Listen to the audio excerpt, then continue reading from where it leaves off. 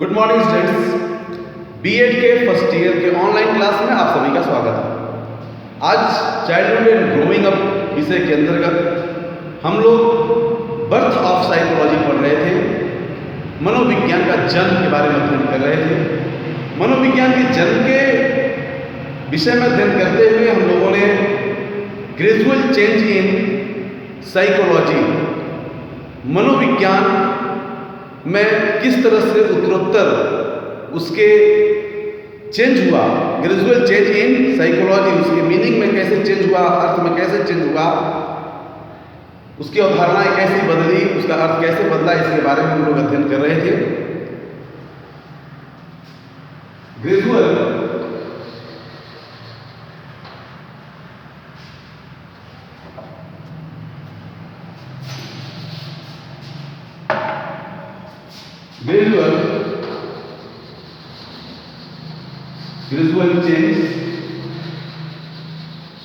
change in meaning of psychology.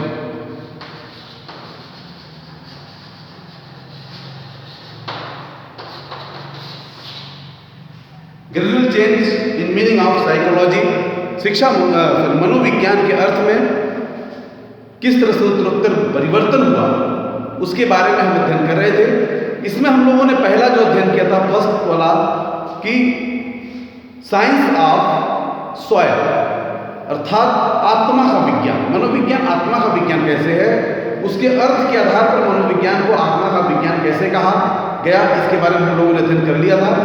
उसमें हम लोगों ने बताया था कि साइकोलॉजी, साइकी और लोगस दो शब्दों से मिलकर के बना है। साइकी का अर्थ होता है आत्मा और लोगस का मतलब होता है अध्ययन, अर्थात आत्मा का अध्ययन हम उसमें करते हैं, इसलिए साइकोलॉजी आत्मा का अध्ययन कहलाया। लेकिन इसको मनोवैज्ञानिकों ने आगे चल करके मानने से अस्वीकार कर दिया और उसका अर्थ बदला, और अर्थ बदल करके हो गया साइंस ऑफ माइंड, अर्थात मस्तिष्क का विज्ञान। मैं एक रिवीजन करा रहा हूँ आप लोगों को, मस्तिष्क का विज्ञान। तो मस्तिष्क का विज्ञान कैसे हुआ? मस्तिष्क का विज्ञान हुआ क्योंकि हम मन का मस्तिष्क का अध्ययन करते हैं किसी के, इसलिए यह मस्तिष्क का अध्ययन करा। लेकिन मस्तिष्क का स्वरूप और उसका नेचर क्लियर न होने के कारण इस अर्थ को भी अस्वीकार कर लिया गया। तीसरे पॉइंट हमें पढ़ाना था आप लोगों को, वह है चेतना का विज्ञान, मनोविज्ञान चेतना का विज्ञान। तो अगला है चेतना का विज्ञान। तीसरा पॉइंट है चेतना का विज्ञान, चेतना का विज्ञान, साइंस ऑफ कॉन्शसनेस,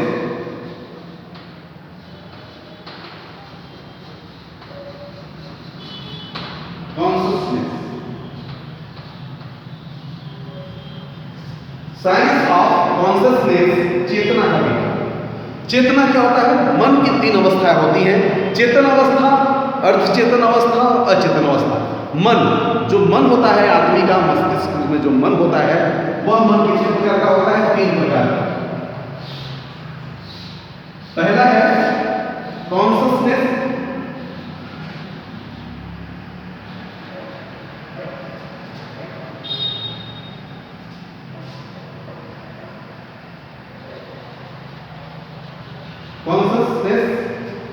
फिर सब कॉन्शसनेस, सब कॉन्शसनेस और अनकॉन्शसनेस।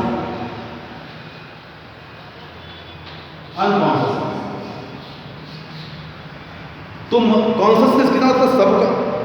अनकॉन्शसनेस, सॉरी, पहला होता है कॉन्शसनेस, दूसरा सब कॉन्शसनेस और तीसरा होता है अनकॉन्शसनेस। हिंदी में अगर कहें तो चेतन मन, अर्धचेतन मन और अचेतन मन। चेतन मन, अर्धचेतन मन और अचेतन मन। तो मन के तीन रूप हैं, अर्थात हम मनोविज्ञान में केवल चेतन मन का अध्ययन नहीं करते, बल्कि तीनों रूपों का अध्ययन करते हैं। अचेतन मन, अर्धचेतन मन और चेतन मन, तीनों का अध्ययन करते हैं। इसलिए हम यह बात स्वीकार नहीं किया गया, और इसको हम एक एग्जाम्पल के द्वारा, एक उदाहरण के द्वारा हम समझ सकते हैं अच्छे तरीके से कि चेतन मन, अचेतन मन और अर्धचेतन मन क्या है। मन के तीन रूप मैंने बताया, चेतन मन, अर्ध चेतन मन और अचेतन मन, कॉन्शसनेस, सब कॉन्शसनेस और अनकॉन्शसनेस। इसको दो एग्जाम्पल के द्वारा हम सटीक आपको समझा सकते हैं कि ये क्या होता है। हालांकि डिटेल में जब मन पढ़ाएंगे तो मन में हम आप लोगों को डिटेल में समझाएंगे, लेकिन अभी हम बता देते हैं कि मन की तीन अवस्थाएं हैं। और तीनों अवस्थाओं में मानव का जो कॉन्शसनेस होता है किस प्रकार का होता है, उसके आधार पर इसको तीन भागों में बांटा गया है। एक एग्जाम्पल के द्वारा हम समझ सकते हैं, जैसे छात्र क्लास में बैठा हुआ है और जो टीचर पढ़ा रहा है उसको बड़े ध्यान से बिल्कुल उस चीज़ को ग्रहण कर रहा है, ध्यान से सुन रहा है, वह हो गया कॉन्शसनेस। छात्र क्लास में है, टीचर पढ़ा रहा है, क्लास में है, देख रहा है क्या पढ़ा रहा है, लेकिन उसको समझ नहीं आ रहा है, मन कहीं और है उसका। एग्जाम्पल के लिए कभी कभी होता है क्लास में, देखोगे आप क्लास में तो होते हैं बट होते हुए भी क्लास में नहीं होते, दिमाग कहीं और होता है, मन कहीं और होता है। आँख खुला है, चेहरा खुला है, टीचर को भी समझ में आ रहा है कि नहीं देख रहा है, लेकिन आप देख नहीं रहे हैं, बस देख ही रहे हैं, आप सुन नहीं रहे हैं उसको, क्योंकि आपका मन कहीं और है। वो हो गया आपका सब कॉन्शसनेस, अर्ध चेतन मन, अर्ध चेतन मन। और तीसरा हो गया वो जिसमें आप क्लास में सो गए, बिल्कुल नींद में हो गए, क्या पढ़ाया टीचर ने, पढ़ा के चला गया, पीरियड खत्म हो गया, उठकर पूछ रहे हैं कि सर चले गए क्या, अनकॉन्शसनेस हो गया, अचेतन मन। आप कुछ भी नहीं देखे, न देखे, न सुने, न समझे, कुछ नहीं। इसी को एक बहुत बड़े मनोवैज्ञानिक ने, साइकोलॉजिस्ट ने आइस थ्योरी, बर्फ सिल्ली का सिद्धांत, बर्फ सिल्ली के सिद्धांत के द्वारा समझाने का कोशिश किया मन की तीनों अवस्थाओं को। उसको हम एक चित्र के माध्यम से समझा सकते हैं। मान लीजिए एक जार है, उसमें पानी भरा हुआ है, वाटर, ये सिल्ली है, बर्फ का सिल्ली, बर्फ का सिल्ली, जिसमें कि आप देख रहे हैं ये भाग अंदर है, पानी के अंदर बिल्कुल दबा हुआ, ये बीच वाला स्थिति है जो पानी में है और ऊपर भी है, और ये वाला है जो पानी में नहीं है, पानी के बाहर। इसी को उन्होंने बताया एक चेतन मन, एक चेतन, एक अर्ध चेतन, चेतन और एक अचेतन, अचेतन।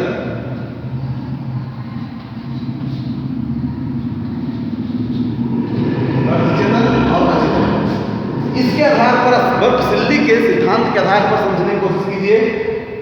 इसको बहुत अच्छी तरह से मन को समझाने की कोशिश की फ्रायड महोदय ने, जिसमें दिखाया चेतन मन, चेतन मन और अचेतन मन, तीन अवस्थाएं होती हैं इंसान की। चेतन मन जो बर्फ का सिल्ली जो कि पानी के ऊपर है, चेतन है, अर्थात कॉन्शसनेस माइंड में है। वो जो पानी के बीच वाला है और ऊपर वाले हिस्सा के बीच वाला एरिया है वो अचेतन मन है, अर्थात ये वो अवस्था है जो है लेकिन गर्त में नहीं है, मन है। और तीसरा अवस्था है अचेतन मन, जो कि बिल्कुल गर्त में है, वो माइंड से वो जो मेमोरी था, मेमोरी में बिल्कुल डीप चला गया, अंदर चला गया।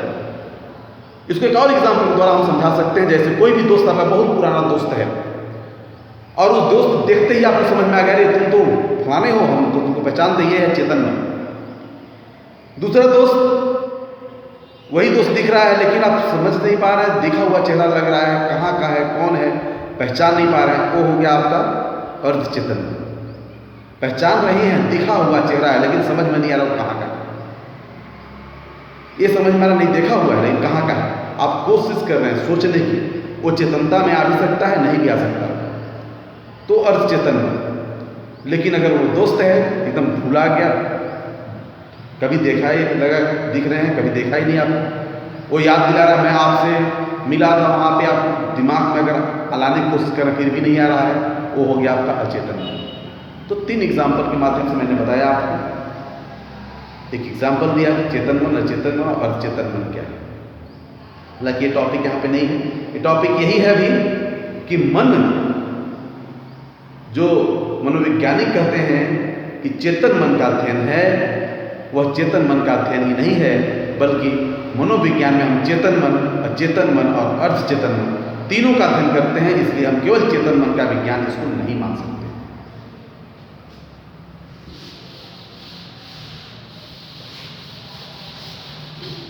ये चैप्टर बहुत इंपॉर्टेंट है, इसलिए इसको हमने थोड़ा डिटेल में बताने का कोशिश किया।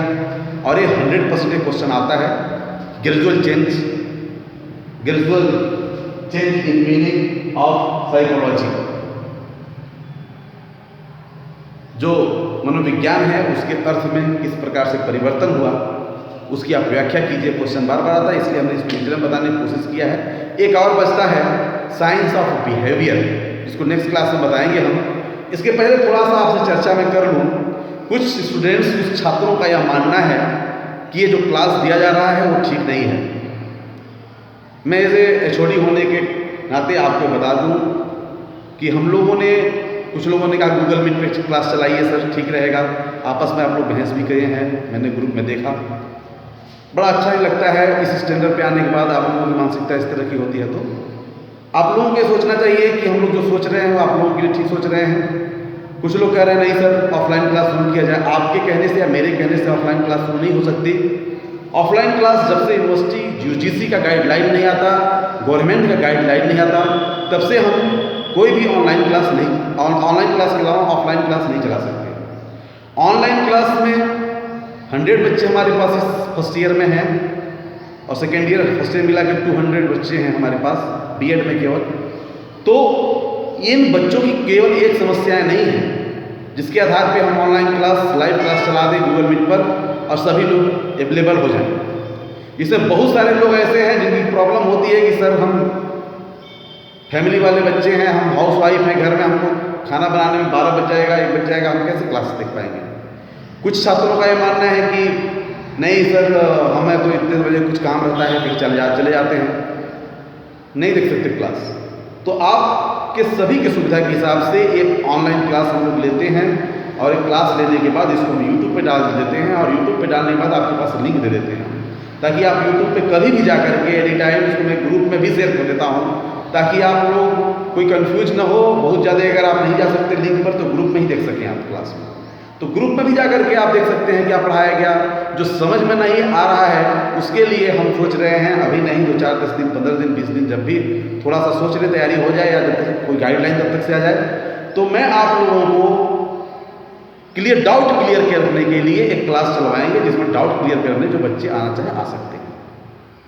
डाउट क्लियर करने के लिए हम चलवाएंगे, जल्द ही कोशिश कर रहे हैं चलाने के लिए कि डाउट क्लियर करने के उद्देश्य से आप बच्चे आ सकते हैं क्लास में और आप उसको देख सकते हैं। बट आप देखिए तो कुछ लोग तो वीडियो भी नहीं देखते, कुछ समझ में नहीं आते, कुछ लोग आपस में बस बहस करते हैं, आपस में चैटिंग कर लेंगे ग्रुप में, बस यही करते हैं। तो ऐसे नहीं चलेगा। आप लोग आपस में न बात करके डायरेक्ट कॉन्टैक्ट नंबर मेरा है, उसमें कॉन्टैक्ट नंबर से मेरे से बात कर लिया कीजिए, आपस में उलझने की जरूरत नहीं है ग्रुप में। अन्यथा मैं ओनली एडमिन कर दूंगा उस पर कमेंट, कोई कमेंट भी नहीं कर पाएगा ताकि फालतू आप कोई कमेंट ना करो उसमें। तो इसलिए आपस में न उलझिए इस तरह से, और आप लोग जो हम लोग बेस्ट सोच रहे हैं आप लोगों के लिए वही क्लास दे रहे हैं। आप लोग बहुत ज़्यादा सजेशन देने की ज़रूरत नहीं है, सजेशन आप तब दीजिएगा जब ऑफलाइन क्लास शुरू होगी तब। थैंक यू, आज के लिए इतना है, नेक्स्ट में हम आपको क्लास देंगे।